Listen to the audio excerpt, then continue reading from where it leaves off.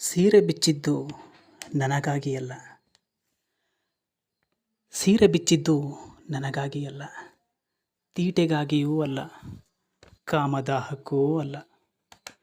ದೇಹ ಅಡವಿಟ್ಟಿದ್ದು ನನ್ನ ಕಂದಮ್ಮನ ಹೊಟ್ಟೆಗಾಗಿ, ಬಟ್ಟೆಗಾಗಿ, ಅವನ ಅಕ್ಷರಕ್ಕಾಗಿ. ಸೆರಗು ಹಾಸಿದ್ದು ನನಗಾಗಿ ಅಲ್ಲ, ಕುಡಿದು ಕುಡಿದು ಆಸ್ಪತ್ರೆಯ ಬೆಡ್ಡಿನ ಮೇಲೆ ಬಿದ್ದ ನನ್ನ ಗಂಡನ ಪ್ರಾಣಕ್ಕಾಗಿ ಅಷ್ಟೆ. ನನ್ನ ತಾಳಿಯ ಇರುವಿಕೆಗಾಗಿ ಅಷ್ಟೆ. ಸೆರಗು ಹಾಸಿದ್ದು ನನಗಾಗಿ ಅಲ್ಲ, ಖಾಲಿಯಾದ ಪಾತ್ರೆಗಾಗಿ, ಬೆಂಕಿಯ ಹಂಗೂ ಇಲ್ಲದೆ ಇದ್ದ ಒಲೆಗಾಗಿ, ತಟ್ಟೆಗೂ ಹೊಟ್ಟೆಗೂ ಸಂಬಂಧ ಕಟ್ಟುವುದಕ್ಕಾಗಿ.